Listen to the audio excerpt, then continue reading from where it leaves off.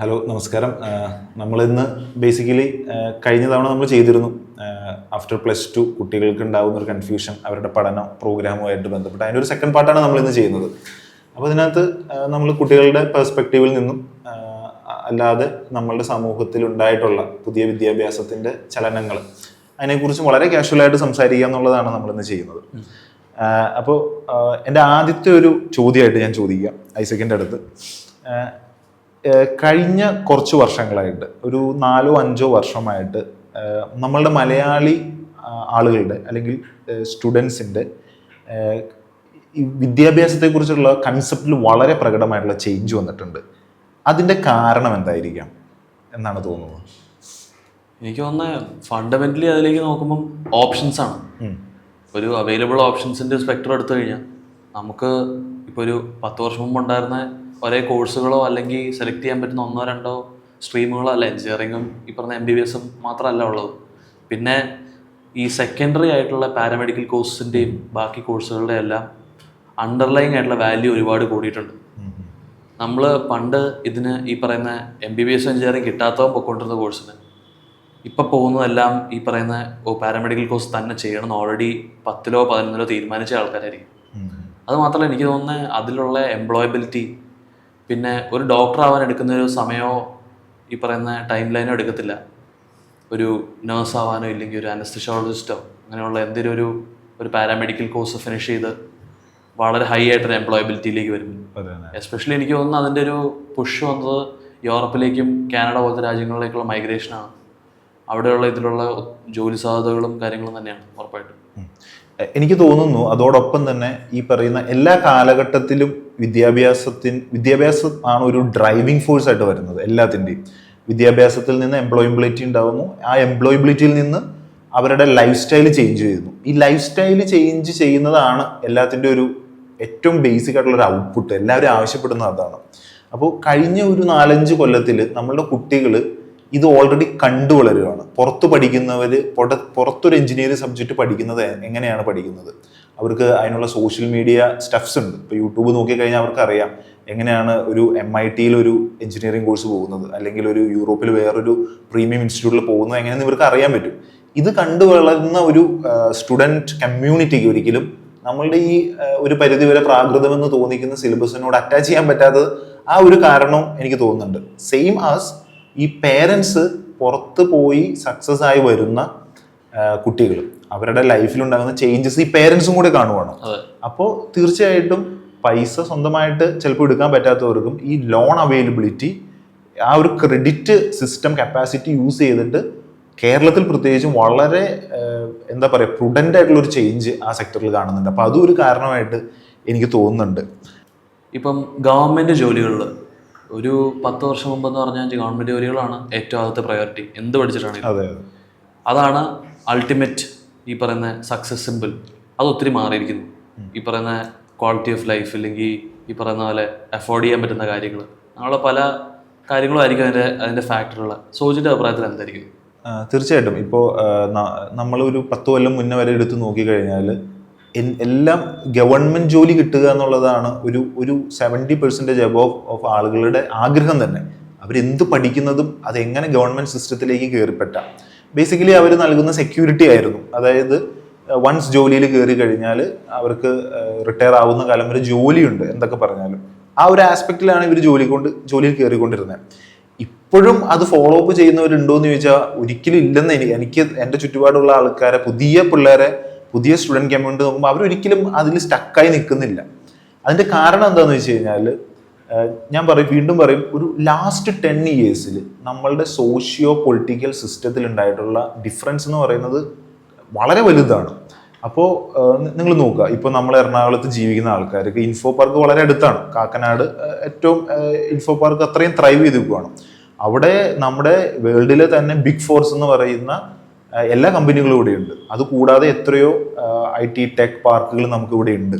അപ്പൊ ഇവര് നൽകുന്ന ഒരു ജോലി സാധ്യത, അത് അവർക്ക് നൽകുന്ന ഒരു ആസ്പിറേഷണൽ ലൈഫ് സ്റ്റൈൽ, അവരുടെ ക്രിയേറ്റിവിറ്റി, ഇതെല്ലാം പ്രൈവറ്റ് മേഖല ഇന്ന് പ്രൊവൈഡ് ചെയ്യുന്നുണ്ട്. അപ്പോൾ ഇന്നത്തെ കുട്ടികൾ ഒരിക്കലും അത് ആഗ്രഹിക്കുന്നില്ല എന്നാണ് എനിക്ക് തോന്നുന്നത്. എനിക്ക് തോന്നുന്നത് വേറൊരു കാര്യം, ഈ ഗ്രോ ചെയ്യാനുള്ള സ്പേസ് ആയിരിക്കും. തീർച്ചയായിട്ടും. ഒരു ഗവൺമെന്റ് ജോലിയിൽ ഒരു പ്രൈവറ്റ് സെക്ടറിൽ ജോലി ചെയ്യാൻ പറ്റുന്ന അല്ലെങ്കിൽ ഒരു ഗ്രോ ചെയ്യാൻ പറ്റുന്ന ഒരു സ്കെയിൽ ഒരിക്കലും നമുക്ക് ഈ പറഞ്ഞൊരു ഗവൺമെന്റ് ജോലി കിട്ടുമോ? അത് വളരെ ടഫ് അല്ലേ? തീർച്ചയായിട്ടും. അതായത് നമുക്ക് എപ്പോഴും ഒരു ക്ലോസ്ഡ് ബോക്സിൽ നിൽക്കുന്ന ഒരു അവസ്ഥയായിരിക്കാം ഒരു ഗവൺമെന്റ് ജോലിയിൽ ഒരു 90% ഓഫ് ജോബിൽ ഉണ്ടാവുക. കാരണം വെച്ചാൽ അവർക്കൊരു പ്രീ ഡിറ്റർമൈൻഡ് ആയിട്ടുള്ള ഒരു ലൈഫ് സ്റ്റൈൽ ഉണ്ട്. അത് ഇങ്ങനെ അതിൽ ആ സ്ലോട്ടിൽ കിടന്ന് ഓടാൻ മാത്രമേ പറ്റുകയുള്ളൂ. അതേപോലെ തന്നെ ഇപ്പം നമ്മുടെ വർക്ക് ഈ ഡിജിറ്റൽ ഒരു സ്പേസ് വന്നതോടുകൂടെ ഒത്തിരി ചേഞ്ച് ചെയ്യും. ഇപ്പോൾ വർക്ക് ഫ്രം ഹോം എന്ന് പറയുന്ന ഒരു കൺസെപ്റ്റ് മാത്രം ആലോചിച്ച് നോക്കുക. അത് എത്രയോ സൗകര്യങ്ങളാണ് നൽകുന്നത്. ഈ ആക്ച്വലി ഗവൺമെന്റിലും അത് ചെയ്യാൻ പറ്റും, പക്ഷെ ഇപ്പോഴും അതിലേക്ക് നമ്മൾ വന്നിട്ടില്ല. ആ കോവിഡിന്റെ സമയത്ത് മാത്രമേ എനിക്ക് തോന്നുന്നു ഈ വർക്ക് ഫ്രം ഹോം ഗവൺമെന്റ് സിസ്റ്റത്തിൽ ചെയ്തിട്ടുള്ളൂ. ചെയ്യാൻ പറ്റിയിട്ടും നമ്മൾ ചെയ്യുന്നില്ല. അപ്പോൾ ഈ അഡാപ്റ്റബിലിറ്റി എല്ലാം വളരെ സ്ലോ ആണ് ഗവൺമെന്റ് സിസ്റ്റത്തിൽ. അതേ സമയത്ത് ഫ്രീലാൻസ് ആയിട്ട് നമുക്ക് നമ്മളുടെ പാഷൻ, നമ്മളുടെ എബിലിറ്റീസ് ഉപയോഗിച്ച് പ്രൈവറ്റ് മേഖലയിൽ ത്രൈവ് ചെയ്യാൻ പറ്റും. ഇന്നൊരിക്കലും ഒരു ടോപ്പ് നോച്ച് സോഫ്റ്റ്വെയർ എഞ്ചിനീയർ ഒരിക്കലും കമ്പനിയിൽ പോയിരുന്ന് ജോലി ചെയ്യേണ്ട ഒരു അവസ്ഥ ഇല്ല. അവർക്ക് അവരുടെ അവർ ഇഷ്ടപ്പെടുന്ന റിമോട്ട് ലൊക്കേഷനിൽ ഇരുന്ന് അവർക്ക് വർക്ക് ചെയ്യാൻ പറ്റും. ഈ അതിനൊരു ഫ്രീ മാർക്കറ്റ് എക്കണോമിക്സ് ഉണ്ടല്ലോ. ഇപ്പം മാർക്കറ്റ് ഡിമാൻഡ് ചെയ്യുന്ന എന്താണോ അതാണ് at the end of the day ബിസിനസിനെ എഫക്ട് ചെയ്യാൻ പോകുന്നത്. തീർച്ചയായിട്ടും കംസ് ദ സെയിം വേ. അങ്ങോട്ടും ഈ പറയുന്ന ഒരു ബിസിനസിനും എന്ത് ചെയ്യാൻ പറ്റില്ല, ഡിക്റ്റേറ്റ് ചെയ്യാൻ പറ്റില്ല അവരുടെ ടേംസ്. അതുകൊണ്ടാണ് ഈ പറയുന്ന ഇന്നൊരു സോഫ്റ്റ്വെയർ എഞ്ചിനീയറെ ഹയർ ചെയ്യണമെങ്കിൽ അതെനിക്കറിയാവുന്നൊരു പ്രശ്നമാണ്. ഞാൻ ഒരു സോഫ്റ്റ്വെയർ എഞ്ചിനീയർ ഹയർ ചെയ്യാൻ നോക്കുന്ന സമയത്ത് അവരുടെ ഓൾറെഡി പ്രീസെറ്റ് ആണെന്ന് എന്ന് പറഞ്ഞാൽ വർക്ക് ഫ്രം ഹോം അവൈലബിലിറ്റി ഇല്ലെങ്കിൽ you give me what ever salary you can, എനിക്ക് അതിന് താല്പര്യമില്ല എന്ന് തന്നെ അവർ പറയും. തീർച്ചയായിട്ടും. അപ്പോൾ ഈ പ്രൈവറ്റ് മേഖല എപ്പോഴും ഇതിനോട് ഭയങ്കര അഡാപ്റ്റബിളാണ്, ഫ്ലെക്സിബിളാണ്. പബ്ലിക് സെക്ടറിലേക്ക് വരുമ്പോൾ അതിന് സമയമെടുക്കും. അതുകൊണ്ട് ആ ഒരു സ്റ്റാർഡം ഇപ്പോൾ ഇല്ല, അത് നഷ്ടപ്പെട്ടു. ഒരിക്കലും അതിനോട് കീപ്പ് ചെയ്ത് നിൽക്കേണ്ട കാര്യവും ഇന്നത്തെ കമ്മ്യൂണിറ്റിക്ക് ഇല്ല എന്നുള്ളത് തന്നെയാണ്. നെക്സ്റ്റ് ഒരു ചോദ്യം എന്ന് പറയുന്നത്, ഇപ്പോൾ ഈ എബ്രോഡ് സ്റ്റഡി പരിപാടികൾ ഭയങ്കരമായിട്ട് ഫ്ലറിഷ് ചെയ്തിരിക്കുന്ന ഒരു സമയമാണ്. അതിങ്ങനെ അതിൻ്റെ ഒരു ഏറ്റവും പീക്കിൽ നിൽക്കുന്ന ഒരു സമയമാണ്. കേരളത്തിൽ പ്രത്യേകിച്ച് അത് ഭയങ്കര സക്സസ്ഫുൾ ആയിട്ട് പോകുന്നുണ്ട്. ഇനി അങ്ങോട്ടേക്കുള്ള സാധ്യത എന്താണ്? കാരണം ഇനിയും അതിന് സാധ്യതയുണ്ടോ? സാധ്യതയുണ്ടെങ്കിൽ ഏതെല്ലാം രാജ്യങ്ങളിലാണ് ഇപ്പോൾ നമ്മുടെ കുട്ടികൾക്ക് ഇനിയും എന്താണ് പോസിബിലിറ്റി ഉള്ളത്? ഒരു അഭിപ്രായം എന്ന് പറയാമോ? എനിക്കറിയാവുന്ന ഒരു അഭിപ്രായം അനുസരിച്ച് ഞാൻ കാണുന്നത് അറ്റ്ലീസ്റ്റ് പലരും ഈ പറയുന്ന പഴയ ചോയ്സസ് ആയ UK കാനഡയൊക്കെ വിട്ട് ഈസ്റ്റേൺ യൂറപ്പിലേക്കും മൂവ് ചെയ്യാനുള്ളൊരു കോൺസെപ്റ്റിലാണ്. ഇന്ന് പലരും ഈ പറയുന്ന കാനഡയിലൊക്കെ പോയവർ പലരും ഓസ്ട്രേലിയയിലേക്ക് അവിടെ നിന്ന് മൂവ് ചെയ്യുന്നുണ്ട്. കാരണം അവർക്ക് ഈ പറയുന്ന പോലെ അവിടുത്തെ ജോബ് മാർക്കറ്റ്, മൈഗ്രൻ്റ് ക്രൈസിസ്, പിന്നെ നമ്മൾ നോക്കിക്കഴിഞ്ഞാൽ ഒരു പണ്ട് ഈ UK പോകുന്ന ഒരു വലിയ സ്ട്രീം ഓഫ് ആൾക്കാരുണ്ടായിരുന്നു. ഇന്ന് ആ പറയുന്ന സ്ട്രീം ഒത്തിരി കുറഞ്ഞു. കാരണം അവിടെയുള്ള ഹൗസിംഗ് ക്രൈസിസ്, അവിടെ കഴിഞ്ഞ ദിവസം ഞാനൊരു കാര്യം വായിക്കേണ്ടായി.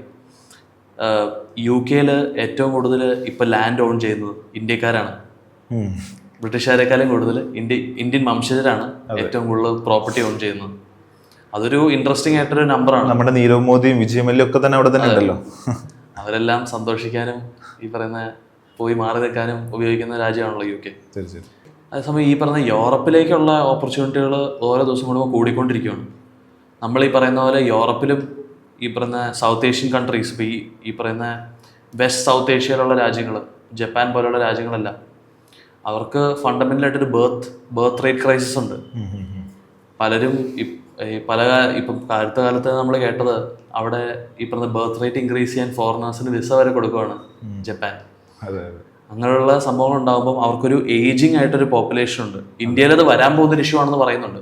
അല്ല, ഇന്ത്യയിൽ ആക്ച്വലി ഡെമോഗ്രഫിക് ഡിവിഡൻഡ് എന്ന് പറയും. നമ്മൾ ലോകത്തിലെ ഏറ്റവും യങ് പോപ്പുലേഷൻ ഉള്ളത് ഇന്ത്യയിലാണ്. മീൻസ് 18 to 45 ഏജിലുള്ള ഏറ്റവും വർക്ക് ഹോളിക് ആയിട്ടുള്ള ഒരു പോപ്പുലേഷൻ ഉള്ളത് സ്റ്റിൽ ഇന്ത്യയിലാണ്. പക്ഷെ നമുക്കത് എത്രമാത്രം യൂട്ടിലൈസ് ചെയ്യാൻ പറ്റുന്നുണ്ടെന്നുള്ളത് നാഷണൽ ലെവലിൽ ഒരു ഡൗട്ട്ഫുൾ ആണ്. പക്ഷെ കേരളം ഒരു സ്റ്റേറ്റ് ലെവലിൽ നോക്കിക്കഴിഞ്ഞാൽ ആ ഒരു പൊട്ടൻഷ്യൽ നമ്മൾ ഭയങ്കരമായിട്ട് യൂസ് ചെയ്യുന്നുണ്ട്. ഫോറിൻ ഓപ്പർച്യൂണിറ്റി നമ്മളുടെ കുട്ടികൾ എടുക്കുന്നുണ്ട്.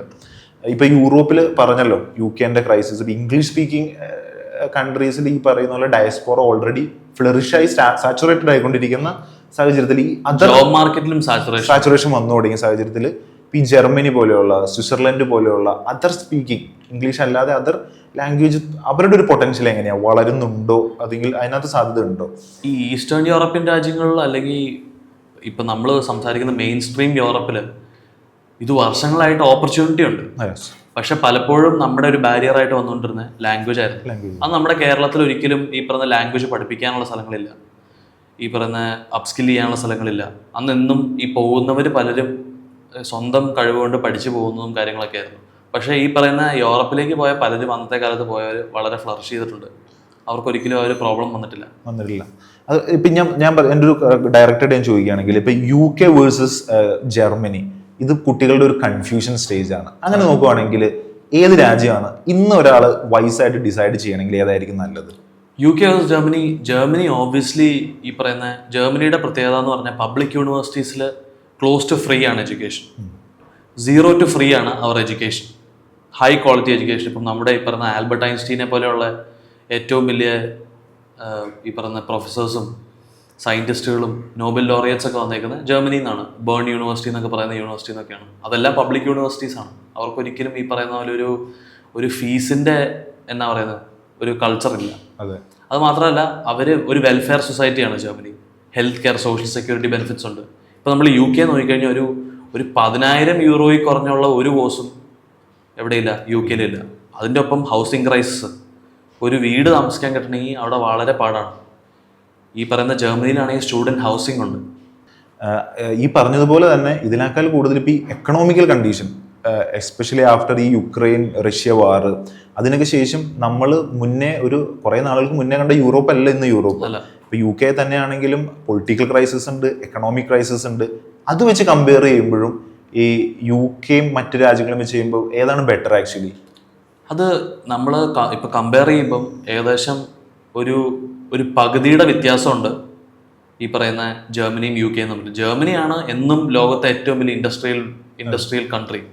ഇൻഡസ്ട്രിയൽ ടെക്നോളജിയുടെ ഈ പറയുന്ന ഹെൽത്ത് കെയറിൻ്റെയും അങ്ങനെയുള്ള പല കാര്യങ്ങളുടെയും നൂതനമായ ടെക്നോളജിയുടെ എല്ലാം ഈ പറയുന്ന ബ്രീഡിംഗ് ഗ്രൗണ്ട് എന്ന് പറഞ്ഞാൽ ജർമ്മനി തന്നെയാണ്. അവർ എന്നും ഈ പറയുന്ന വേൾഡ് വാറുകൾ നടക്കുമ്പോഴും അല്ലാത്ത സമയത്തും എല്ലാം എന്നും ലോകത്തിന് ഒരു ബിൽഡിംഗ് സ്റ്റാൻഡേർഡ് കൊടുക്കുന്നതാണ് ജർമ്മനി. അവരുടെ സോഷ്യോ പൊളിറ്റിക്കൽ അറ്റ്മോസ്ഫിയർ എന്ന് പറഞ്ഞാൽ വളരെ സ്റ്റേബിൾ ആയിട്ടൊരു കൺട്രിയാണ്. അവർക്കൊരിക്കലും എന്തൊക്കെ സംഭവിച്ചിട്ടുണ്ടെങ്കിൽ നിങ്ങൾ ഏത് കണക്കെടുത്ത് നോക്കിയാലും ഇപ്പം ജർമ്മനിയുടെ ഒരു GDP എന്ന് പറഞ്ഞാൽ 2.5 ട്രില്യനാണ്. യുകെയുടെ എന്ന് പറഞ്ഞാൽ 1.17 ട്രില്യനാണ്. നമ്മൾ ആ ഡിഫറൻസ് ആലോചിക്കുമ്പോൾ പോലും UK എഫക്റ്റ് ആയ പോലെ UK എഫക്റ്റ് ആയതിൻ്റെ 4-5 ഇരട്ടിയാണ് പല സമയത്തും ജർമ്മനി എഫക്റ്റ് ആയിട്ടുള്ളത്. പക്ഷേ ഫണ്ടമെന്റലി ആ രാജ്യം എന്നും തിരിച്ചു വന്നിട്ടുണ്ട്. അത് അവരുടെ ഈ പറയുന്ന ക്വാളിറ്റി ഓഫ് ലേബറിൻ്റെയും അവരുടെ ഈ പറയുന്ന ഫിലോസഫികളുടെയും തന്നെ ബാക്കിംഗ് ആണ്. അതുപോലെ തന്നെ ഇപ്പോൾ ഈ പോപ്പുലേഷൻ ഡെൻസിറ്റി നോക്കുമ്പോഴും UK ഒക്കെ ഓൾറെഡി സാച്ചുറേഷൻ പോയിന്റിൽ എത്തിക്കഴിഞ്ഞു. അപ്പോൾ എന്തായാലും ആ രീതിയിലും അവർക്ക് ഹോൾഡ് ചെയ്യുന്നതിൽ ഇതുണ്ട്. അതേസമയത്ത് ജർമ്മനി പോലെയുള്ള രാജ്യത്തിന് ആ ഒരു ഇഷ്യൂവും വരുന്നില്ല. അവരുടെ ഒരു വലിയൊരു എനിക്കൊന്ന് ഈസ്റ്റേൺ യൂറോപ്പിലെ ജർമ്മനിയിലേക്ക് വരുമ്പോൾ ഒത്തിരി സ്പേസ്, ഈ പറയുന്ന ഹാബിറ്റബിൾ സ്പേസ് കാര്യങ്ങളൊക്കെ ഉണ്ടെന്ന് എനിക്ക് തോന്നുന്നു. എനിക്ക് പബ്ലിക് ട്രാൻസ്പോർട്ട് പോലെയുള്ള കാര്യങ്ങൾ വളരെ അക്സസിബിൾ ആണ്. രാജ്യം മുഴുവൻ അക്സസിബിൾ ആണ്. ഒരു സൈക്കിൾ പോലും ഓടിക്കേണ്ട വരുന്നില്ല പല സമയത്തും. എല്ലാ സ്ഥലവും ട്രാമും മെട്രോ ഈ പറയുന്ന ബസ്സുകളും സബ്വേ ഒക്കെ ആയിട്ട് കണക്റ്റഡ് ആണ്. ഒരിക്കലും അങ്ങനെ ഒരു പ്രോബ്ലം ഇല്ല. സ്റ്റുഡൻറ് കൺസെഷൻസ് ഉണ്ട്. ഇപ്പോൾ നമ്മൾ കേരളത്തിലൊരു ഗവൺമെൻറ് കോളേജിൽ പഠിക്കുന്ന ഒരു സ്പെൻഡിങ് മാത്രമാണ് ഇവർക്ക് പലപ്പോഴും അവിടെ വരുന്നുള്ളൂ. പിന്നെ സർക്കാർ തന്നെ ഈ അവരുടെ അപ്സ്കിൽ ചെയ്യാനും അവരുടെ രാജ്യത്തുള്ളവരെയും പുറത്തുനിന്ന് അവരുടെ രാജ്യത്ത് മൈഗ്രൻസ് ആയിട്ട് വരുന്നവരെയും ട്രീറ്റ് ചെയ്യുന്നതിൽ വളരെ വ്യത്യാസമുണ്ട്. UK പലപ്പോഴും ഇപ്പം റേസിസം പോലെയുള്ള വലിയ ഹ്യൂജ് പ്രോബ്ലംസ് ഉണ്ട്. ഓക്കെ, അതുപോലെ തന്നെ ഈ കുട്ടികളുടെ പലവരും പ്രശ്നമാണ് ഒരു ഫോറിൻ ലാംഗ്വേജ് പഠിക്കേണ്ടി വരുന്നു. ഇപ്പം ഇംഗ്ലീഷ് നമ്മൾ ചെറുപ്പം മുതൽ പഠിച്ചു വരുന്നതുകൊണ്ട് IELTS പഠിക്കാനൊന്നും അത്രയും ബുദ്ധിമുട്ട് കുട്ടികൾക്ക് മാനസികമായിട്ടില്ല. പക്ഷെ അതേസമയത്ത് ജർമ്മൻ ലാംഗ്വേജ് പഠിക്കണമല്ലോ എന്ന് പറയുന്ന ഒരു ബാരിയറാണ് പലപ്പോഴും ഫസ്റ്റ് ഈ കുട്ടികൾ നേരിടുന്നത്. അല്ലെങ്കിൽ അവരുടെ പേരൻസ് വിചാരിക്കുന്നത്, ഞാൻ ഇത്രയും നാൾ +2 വരെ പഠിച്ചു, ഇനി ഒരു പുതിയ ലാംഗ്വേജ് കുട്ടി പഠിക്കുമോ, കുട്ടിക്ക് പഠിക്കാനുള്ള കപ്പാസിറ്റി ഉണ്ടോ എന്നുള്ള ഡൗട്ടൊക്കെ ഉണ്ട്. അതിനകത്ത് നമ്മൾ അതിനെ എങ്ങനെയാണ് ശരിക്കും ഒരു ഐഡിയൽ സ്റ്റുഡൻറ് നോക്കി കാണേണ്ടത് എങ്ങനെയാണ്? അപ്പോൾ അതിൽ ഏറ്റവും കൂടുതൽ ആലോചിക്കാൻ പറ്റുന്ന കാര്യം എന്ന് പറഞ്ഞാൽ മലയാളികൾക്കാണ് ഏറ്റവും പെട്ടെന്ന് ലാംഗ്വേജ് പഠിക്കാൻ പറ്റുന്ന കഴിവുള്ളത്. ഈ രാജ്യത്ത് തന്നെ ഏറ്റവും പെട്ടെന്ന് പല ലാംഗ്വേജുകളും ഒപ്പിയെടുക്കാനുള്ള കഴിവുള്ളത് മലയാളികൾക്ക്. ലോകത്ത് തന്നെ നമുക്ക് പറയാം, ലോകത്ത് തന്നെ ആയിരിക്കും അങ്ങനെ നോക്കിക്കഴിഞ്ഞാൽ. കാരണം നമ്മൾ ഏതൊക്കെ രാജ്യത്ത് പോയിട്ടുണ്ടോ, ഇപ്പം പണ്ട് ഗൾഫിൽ പോയവരാണെങ്കിൽ ഗൾഫിൽ പോയവർ അവർ വളരെ ഫ്ലുവൻ്റ് ആയിട്ട് അറബിക്ക് സംസാരിക്കുന്ന ആൾക്കാരുണ്ട്. ഹിന്ദി പഠിക്കാനായിട്ട് ഇപ്പം ഒരു Hindi speaking versus south Indian speaking languages ഉള്ള ആൾക്കാർക്ക് ഓബ്വിയസ്ലി സൗത്ത് ഇന്ത്യൻ സ്പീക്കിംഗ് ആയിട്ടുള്ള ആൾക്കാരാണ് ഈ പറയുന്ന പല ലാംഗ്വേജുകളും പഠിക്കുന്നത്. പ്രഡോമിനൻ്റ്ലി ഹിന്ദി സ്പീക്കറുകളല്ല പല ലാംഗ്വേജുകളും പഠിക്കുന്നത്. അത് ഈ ദ്രവീഡിയൻ ഭാഷയുടെ ഒരു സാധനമായിരിക്കാം. കാരണം എത്രയും ബുദ്ധിമുട്ടുള്ള ഒരു ഡയലക്ട് പഠിച്ചിട്ടാണ് ഈ സൗത്ത് ഇന്ത്യൻസ് കൾച്ചർ ഡെവലപ്പ് ചെയ്ത് വരുന്നത്. അപ്പൊ അവരെ സംബന്ധിച്ച് ഈ റഷ്യൻ ലാംഗ്വേജ് ആയാലും നമ്മുടെ എത്രയും ഡയലക്റ്റുകളും ഈ പറഞ്ഞ വേരിയേഷൻസും ഇല്ല വേറെ ഒരു ലാംഗ്വേജ്. അതെ, തീർച്ചയായിട്ടും അതൊരു ഫണ്ടമെന്റൽ ആയിട്ടുള്ള കാര്യമാണ്. അപ്പൊ കുട്ടികൾ അത് അറിഞ്ഞിരിക്കണം തീർച്ചയായിട്ടും. നമുക്ക് അതിനുള്ള കപ്പാസിറ്റി നമുക്കുണ്ട്. തന്നെയല്ല ഈ ഒരു ഭാഷ ആക്സസിബിലിറ്റി ചെയ്യുന്നത് കൊണ്ട് തന്നെ അവർക്ക് മറ്റിപ്പോൾ ബെൽജിയം പോലെയുള്ള, സ്വിറ്റ്സർലൻഡ് പോലെയുള്ള, ഓസ്ട്രിയ പോലെയുള്ള രാജ്യങ്ങളിലേക്കും ഒരു കണക്ടിവിറ്റി ആവുകയാണ്. അപ്പൊ അതും ആ കുട്ടികൾ ശ്രദ്ധിക്കേണ്ട ഒരു കാര്യമാണെന്നാണ് എനിക്ക് തോന്നുന്നത്. അത് മാത്രമല്ല, വേറൊരു കാര്യം എന്ന് പറഞ്ഞാൽ ഈ പറയുന്ന ജർമ്മൻ ലിപി ഇംഗ്ലീഷാണ്. അതെ, നമ്മൾ ഇംഗ്ലീഷിൽ ഉപയോഗിക്കുന്ന ഒരേ ലിപിയാണ് ജർമ്മനിലുള്ളത്. ഒരിക്കലും ലിപി പഠിക്കേണ്ട ആവശ്യം വരുന്നില്ല. പലപ്പോഴും ലാംഗ്വേജ് പഠിക്കുമ്പോഴുള്ള ബാരിയറുകൾ ഇപ്പം നമ്മളൊരു അറബിക്ക് പഠിക്കാൻ പോകുമ്പോൾ നമുക്ക് ഓബ്വിയസ്ലി ആ ലിപി മുഴുവൻ പഠിക്കണം. ആ ലിപി എഴുതുന്നതിൽ വ്യത്യാസമുണ്ട്. ലെഫ്റ്റിൽ നിന്ന് ലെഫ്റ്റിലേക്കാണ് സോറി. അപ്പം അങ്ങനെയുള്ള കാര്യങ്ങളൊന്നും ഇല്ല. ഇപ്പോൾ തമിഴിൻ്റെ അത്രയും വലിയ ഡയലക്റ്റുകളില്ല, ചൈനീസ് പോലെ അത്രയും വേരിയേഷൻ ഇല്ല. ജർമ്മൻ അങ്ങനെ നോക്കുമ്പോൾ വളരെ കംഫർട്ടബിൾ ആയിട്ടുള്ള ലാംഗ്വേജ് ആണ് പഠിക്കാനായിട്ട്. തീർച്ചയായിട്ടും. ഇപ്പം നമ്മളറിയുന്ന എത്രയോ സ്റ്റുഡൻസ് ആദ്യത്തെ ഒരു ഹെസിറ്റേഷൻ കഴിഞ്ഞാൽ ഇവർ വളരെ പെട്ടെന്ന് ഇതിലേക്ക് ക്വിക്കായിട്ട് കയറി ചെല്ലുന്നുണ്ട്. ഒരു 7 to 8 months കൊണ്ട് ഇവർ അവരുടെ ഒരു പ്രാഥമികമായിട്ടുള്ള ഒരു B1 B2 ലെവലിൽ ക്യാച്ച് ചെയ്യുന്നുണ്ട്. അപ്പം നമുക്കൊരു ഈവൻ ആ ഒരു പുതിയതാണ് നമുക്ക് ഈ സ്റ്റഡി കൾച്ചർ. എനിക്ക് തോന്നുന്നു ആഫ്റ്റർ ഒരു 6 or 7 months തന്നെ ഒരു 1 year ഒക്കെ കഴിയുമ്പോൾ നമ്മളുടെ കുട്ടികൾ വളരെ ആ ഒരു ബിഹേവിയർ വളരെ ഓൾറെഡി തന്നെ ബിൽഡപ്പ് ചെയ്തിട്ടുണ്ട്. അപ്പം ഇനി വളരെ ഈസി ആയിട്ട് തന്നെ ഇനി വരുന്നവർക്ക് അത് ക്യാച്ച് ചെയ്യാൻ പറ്റും എന്നാണ് എനിക്ക് തോന്നുന്നത്. അതുപോലെ തന്നെ നമ്മൾ സംസാരിച്ചുകൊണ്ടിരിക്കുന്ന സ്റ്റുഡൻറ് കമ്മ്യൂണിറ്റിയെ ബേസ് ചെയ്ത് മാത്രമാണ്. പക്ഷെ അത് മാത്രമല്ലല്ലോ, ഇപ്പോൾ കേരള ആയിക്കോട്ടെ, ഇന്ത്യ ആയിക്കോട്ടെ, നമ്മൾ 4th അപ്കമിങ് ലാർജ് എക്കോണമി ആയിട്ട് വളർന്നുകൊണ്ടിരിക്കുകയാണ്. ഇപ്പം നമ്മൾ കേരളത്തിൽ തന്നെയാണെങ്കിൽ പല കമ്പനികൾക്കും പുറത്ത് അവർ യൂറോപ്യൻ കൺട്രീസിൽ അവരുടെ യൂണിറ്റ്സ് സ്റ്റാർട്ട് ചെയ്യുന്നുണ്ട്. അപ്പോൾ ഇനി അങ്ങോട്ടേക്ക് പോകുമ്പോൾ ഈ പറയുന്ന എംപ്ലോയബിലിറ്റിയുടെ ഒരു കാര്യത്തിൽ ഇപ്പോൾ പുറത്ത് പോയിട്ടല്ലെങ്കിൽ പോലും ഈ ലാംഗ്വേജ് അറിയുന്ന ഒരാൾക്ക് എത്രമാത്രം ആക്സസിബിൾ ആയിരിക്കും ആ ജോബ് സെക്ടറിലേക്ക് എൻ്റർ ചെയ്യാനായിട്ടുള്ളത്. ആ ഒരു സാഹചര്യത്തെ കുറിച്ചൊന്ന് പറയാമോ? അത് ജോബ് സെക്ടറിൻ്റെ മാത്രമല്ല, ഈ പറയുന്ന നമ്മളിപ്പം പഠിച്ചു കഴിഞ്ഞാൽ അറിയാൻ പറ്റും. നമ്മുടെ ഇപ്പോൾ ഇൻ്റർനാഷണൽ ട്രേഡിൻ്റെ ഏറ്റവും വലിയ ഫെസിലിറ്റേറ്റർ എന്ന് പറഞ്ഞ ലാംഗ്വേജാണ്. എന്തുകൊണ്ടാണ് നമ്മൾ 4th largest എക്കോണമി ആയിട്ട് പൊങ്ങിയതെന്ന് പറഞ്ഞാൽ നമ്മുടെ അഡാപ്റ്റബിലിറ്റിയാണ്. ഇപ്പം ചൈനീസ് ആൾക്കാർ അവരുടെ എന്ത് എക്യുപ്മെൻ്റ് എടുത്ത് നോക്കിയാലും അറിയാം, ഇന്ന് അവർ എക്സ്പോർട്ട് ചെയ്യുന്ന സാധനങ്ങളാണ് അതിൽ ചൈനീസിൽ എഴുതിയിട്ടുണ്ടാവും, അവർ ലിപി എഴുതിയിട്ടുണ്ടാവും. അവർ ലാംഗ്വേജ് വരുമ്പം അവർക്ക് ഒട്ടും വഴങ്ങില്ല ലാംഗ്വേജ്. അത് അവരുടെ മെയിൻ പ്രോബ്ലം. അഡാപ്റ്റബിൾ അല്ല. അവരുടെ രാജ്യത്തിരുന്ന് കച്ചവടം ചെയ്ത് ബാക്കിയുള്ളവർക്ക് ഈ പറഞ്ഞ ചീപ്പായിട്ട് പ്രൊഡക്റ്റുകൾ ഉണ്ടാക്കി കൊടുക്കാൻ മാത്രമാണ് അവർക്കൊരു എഡ്ജുള്ളൂ. ഒരിക്കലും ഇന്ത്യക്കാർക്ക് അങ്ങനെ ഒരു പ്രശ്നമില്ല. നമ്മൾ ഏത് ലാംഗ്വേജും പഠിക്കും, ഏത് ലാംഗ്വേജും വഴങ്ങും. നമ്മൾ ഏത് രാജ്യത്ത് അഡാപ്റ്റബിൾ ആണെന്നുള്ളതാണ് നമ്മുടെ ഏറ്റവും വലിയ ബെനിഫിറ്റ്. പിന്നെ ഈ കമ്മ്യൂണിറ്റിയുടെ കാര്യം പറഞ്ഞപ്പം നമ്മൾ ആ UK വേഴ്സസ് ജർമ്മനി എന്ന് പറഞ്ഞൊരു കോൺസെപ്റ്റ് തന്നെ ഞാൻ പറയാം. UK ഇന്ന് എവിടെ നോക്കിയാലും മലയാളികളാണെന്നൊരു സംഭവമുണ്ട് പലരും പറയുന്നത്. ഈ പറയുന്ന ജർമ്മനിയിൽ ഒരു വളരെ ഡൈവേഴ്സ് ആയിട്ടുള്ള പോപ്പുലേഷൻ ഉണ്ട്. ഇപ്പോൾ ഈ പറയുന്ന മിഡിൽ ഈസ്റ്റേൺ കൺട്രികളിൽ നിന്നുള്ള മൈഗ്രൻസ് ഉണ്ട്, ഈ പറയുന്ന ആഫ്രിക്കൻ കൺട്രികളിൽ നിന്ന് മൈഗ്രേറ്റ് ചെയ്ത് നിൽക്കുന്ന ആൾക്കാരുണ്ട്, യൂറോപ്യൻസ് ഉണ്ട്. ഇവരെല്ലാം പഠിക്കുന്ന ഒരേ സ്ഥലത്താണ്. ഇപ്പം ഒരു ഗ്രേഡ് ഓഫ് എഡ്യൂക്കേഷൻ വ്യത്യാസം എവിടെ UK പലപ്പോഴും നമ്മൾ ഈ ന്യൂസുകളിലും വീഡിയോസിലൊക്കെ കാണാറുണ്ട്. പല സ്കാം യൂണിവേഴ്സിറ്റികൾ പലതും ഈ പറയുന്ന ഇവിടുന്ന് പോയവർക്ക് വേണ്ടി മാത്രം പഠിക്കാൻ ഉണ്ടാക്കി വെച്ചിരിക്കുന്ന യൂണിവേഴ്സിറ്റികൾ, ഒരു സിംഗിൾ ബിൽഡിങ്ങിൽ മുഴുവൻ യൂണിവേഴ്സിറ്റി കോളേജുകളുണ്ടെന്നൊക്കെ പറഞ്ഞുകൊണ്ടുള്ള കാര്യങ്ങൾ. ഇത് കംപ്ലീറ്റ്ലി ഡിഫറെൻ്റ് ആണ്. ഈ രാജ്യത്തിൻ്റെ എഡ്യൂക്കേഷണൽ സ്റ്റാൻഡേർഡ്സിന് ഭയങ്കര വ്യത്യാസമുണ്ട്. ഒരിക്കലും അങ്ങനെ ഒരു കോളേജോ യൂണിവേഴ്സിറ്റിയോ ജർമ്മനിയിൽ അവർക്ക് ഓടിക്കാൻ പറ്റില്ല. അങ്ങനെ നോക്കുമ്പോൾ ക്വാളിറ്റി ഓഫ് എഡ്യൂക്കേഷൻ വളരെ ഹൈ ആണ്. ഈ പറയുന്ന നമ്മുടെ കേരള സർക്കാർ ഈ ജർമ്മൻ പോലുള്ള ലാംഗ്വേജുകൾ പഠിക്കാനും അപ്സ്കിൽ ചെയ്യാനും ഉള്ള എന്തെങ്കിലുമൊക്കെ ഈ പറയുന്ന സ്കീമുകളുണ്ടോ? തീർച്ചയായിട്ടും. എനിക്ക് തോന്നുന്നു എസ്പെഷ്യലി ഒരു ലാസ്റ്റ് 10 year ഒക്കെ ആയിട്ട് ഈ പറയുന്ന ഫോറിൻ ലാംഗ്വേജ് പഠിക്കാനും അവിടുത്തെ എംപ്ലോയബിലിറ്റി സാധ്യത, സ്കിൽ ഡെവലപ്മെൻറ്റ്, അതുപോലെ തന്നെ നമ്മളുടെ എബ്രോഡ് എഡ്യൂക്കേഷൻ, ഇത്രയും കാര്യം പ്രൊമോട്ട് ചെയ്യാൻ വേണ്ടി ഒരു ഗവൺമെൻറ് തലത്തിൽ തന്നെ വളരെ വലിയൊരു ഇനീഷ്യേറ്റീവ്സ് എടുക്കുന്നുണ്ട്. ഏറ്റവും ലാസ്റ്റ് എന്ന് പറയുന്നത് നമുക്കൊരിക്കലും ഗവൺമെൻറ് സപ്പോർട്ട് ഇല്ലാതെ ഒരു പരിധിക്കുള്ള ഒരു ക്രൈസിസ് വരുമ്പോൾ നമുക്ക് നേരിടാൻ പറ്റില്ല. അപ്പോൾ ഗവൺമെൻറ് തന്നെ വളരെയധികം സപ്പോർട്ട് നൽകുന്നുണ്ട്. ഇപ്പോൾ കഴിഞ്ഞ മന്ത് തന്നെ നമ്മൾ തന്നെ നേരിട്ട് ഒരു പ്രോഗ്രാമിൽ പങ്കെടുക്കണ്ടേ.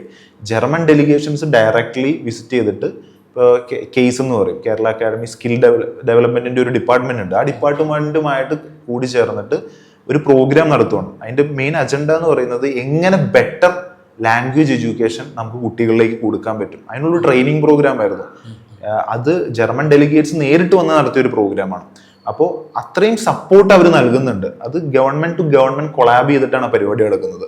അതുകൊണ്ട് തന്നെ ഇതിൻ്റെ റിലയബിലിറ്റി വളരെ കൂടുതലാണ്. അതിനകത്ത് അവർ പറയുന്നത് നെക്സ്റ്റ് ഒരു 10 yearsലേക്ക്, അടുത്ത 10 വർഷത്തേക്ക് അവർക്ക് നമ്മളുടെ സ്കില്ല് ആവശ്യമുണ്ട്. നമ്മളുടെ പോപ്പുലേഷൻ്റെ, നമ്മളുടെ സ്റ്റുഡൻസിൻ്റെ സ്കില്ല് ജർമ്മൻ പോപ്പുലേഷൻ ആവശ്യമുണ്ട്. പ്രധാനമായിട്ട് അത് മെഡിക്കലാണ്, രണ്ടാമത് എഞ്ചിനീയറിംഗ് മേഖലയാണ്. ഈ 2 മേഖലയിലും അതുപോലെ തന്നെ ഹോസ്പിറ്റാലിറ്റി മേഖല, ഈ 3 മേഖലയും അവർക്ക് ആവശ്യമാണ്. അതുകൊണ്ട് തന്നെയാണ്, വെറുതെ അല്ല നമ്മൾ വരുന്നത്. കാരണം നമ്മളുടെ കുട്ടികൾ, നമ്മളുടെ ചരിത്രം, ഇപ്പം നമുക്ക് കേരള ഏറ്റവും നല്ല ടീച്ചേഴ്സിനെ പ്രൊവൈഡ് ചെയ്യുന്നത് കേരളമാണ്. ഏറ്റവും നല്ല നേഴ്സിംഗ് ഹ്യൂമൻ റിസോഴ്സിനെ പ്രൊവൈഡ് ചെയ്യുന്ന ഒരു സംസ്ഥാനമാണ് കേരളം. അപ്പം ഇതൊക്കെ അറിഞ്ഞിട്ട് തന്നെയാണ് നമ്മൾ കഴിഞ്ഞ ഒരു 50 കൊല്ലമായിട്ട് നമ്മൾ പ്രൊവൈഡ് ചെയ്തിട്ടുള്ളത്. നമ്മളുടെ സോഷ്യോ എക്കണോമിക് എഡ്യൂക്കേഷണൽ ഇൻഫ്രാസ്ട്രക്ചറിന്റെ ഒരു റിസൾട്ടാണിത്.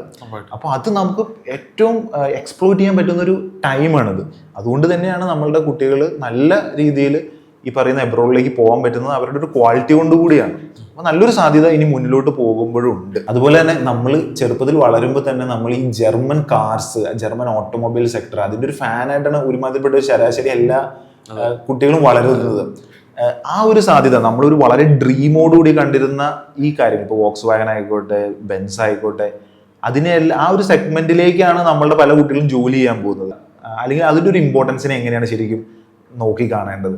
അതിപ്പോൾ ഞാൻ പറയാം, അതിലൊരു കാര്യമുണ്ട്. ഓരോ രാജ്യത്തിനും അവരുടേതായ ഒരു സിഗ്നേച്ചർ പ്രോഡക്റ്റ് ഉണ്ടാവും. അതെ, അത് അവരുടെ ഈത്തോസും അവരുടെ ഈ പറഞ്ഞ ഫിലോസഫി ആയിരിക്കും അത് കാണിക്കുന്നത്. ഇപ്പം നമ്മൾ എടുത്തു നോക്കിക്കഴിഞ്ഞാൽ കെ ഡ്രാമ, ഇപ്പം അത് വലിയൊരു സംഭവമാണ്. കെ പോപ്പ്, കെ ഡ്രാമ, ഇതെല്ലാം ഈ പറഞ്ഞ സൗത്ത് കൊറിയയുടെ ഏറ്റവും വലിയ എക്സ്പോർട്ടാണ്. നമ്മൾ ആലോചിക്കും സാംസങ് ആയിരിക്കും, പക്ഷെ സാംസങ് അല്ല, ഇലക്ട്രോണിക് പ്രോഡക്റ്റ് അല്ല, അവരുടെ ഡിജിറ്റൽ പ്രോഡക്റ്റ് ആണ് ഈ പറയുന്ന ഈ കെ പോപ്പ്. അത് അവരുടെ നാഷണൽ ട്രഷറാണ്. ഇതുപോലെ തന്നെയാണ് ഈ പറഞ്ഞ ജപ്പാൻ്റെ ജാപ്പനീസ് കാറുകൾ, ജാപ്പനീസ് ഇലക്ട്രോണിക്സ്. അത് റിലയബിലിറ്റി വെച്ച് നമ്മൾ കാണുമ്പോൾ ഈ പറയുന്ന ജർമ്മൻ കാറുകളെ നമ്മൾ കാണുന്ന അതിൻ്റെ സ്ട്രോങ് ബിൽഡ് ക്വാളിറ്റിയും ഈ പറയുന്ന നമ്മുടെ യാത്ര ചെയ്യാനുള്ള യാത്രാസുഖവും പിന്നെ ഹൈ എൻഡ് ആയിട്ടുള്ള ടെക്നോളജി അങ്ങനെയുള്ള കാര്യങ്ങളൊക്കെയാണ്. ഇപ്പം അങ്ങനെ നോക്കുമ്പോൾ തന്നെ നമുക്ക് ഈ പറഞ്ഞ ആസ്പിറേഷണൽ ആയിട്ടുള്ളൊരു ബ്രാൻഡാണ് ജർമ്മൻ കാറുകൾ എന്ന് പറഞ്ഞാൽ. എന്നും കേരളത്തിലും ഇന്ത്യയിലും ഇന്നും ആസ്പിറേഷണൽ ആയിട്ടുള്ള ബ്രാൻഡാണ്.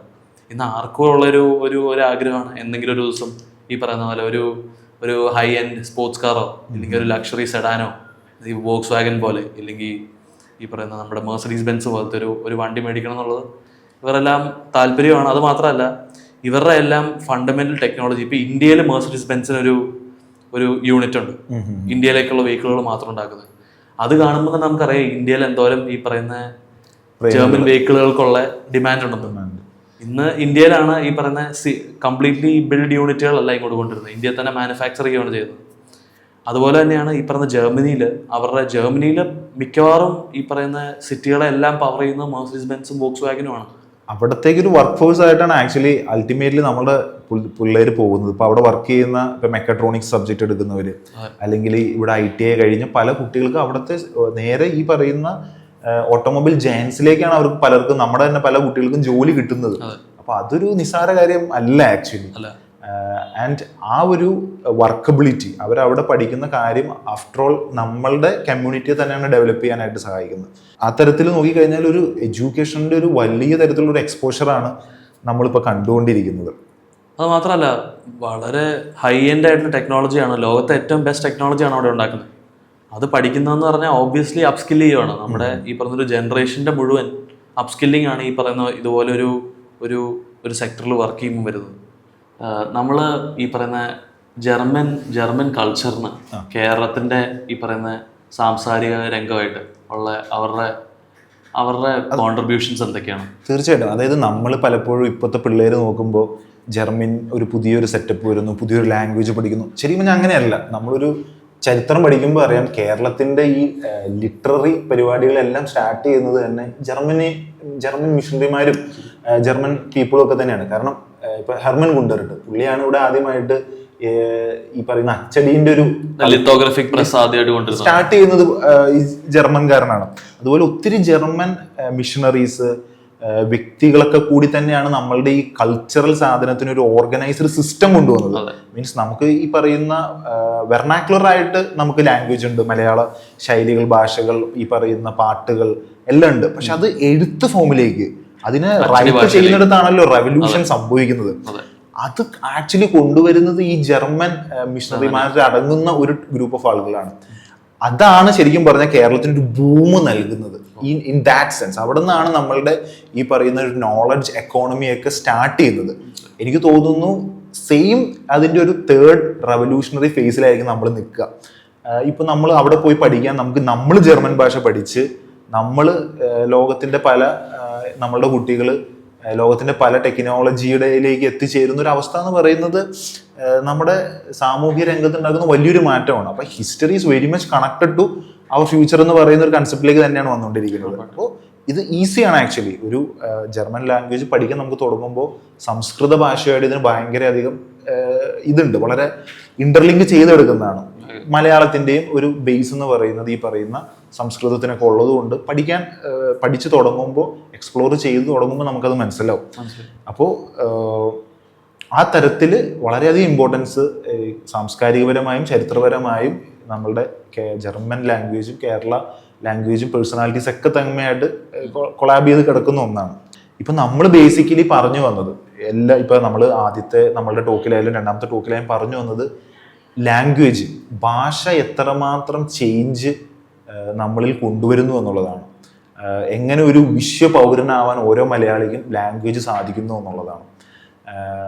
അത് വളരെ വലിയൊരു ചേഞ്ച് സിഗ്നിഫിക്കൻ്റ് ആയിട്ട് ഉണ്ടാക്കുന്നുണ്ട് എന്ന് നമ്മൾ റീസെൻ്റ്ലി കാണുന്നുണ്ട്.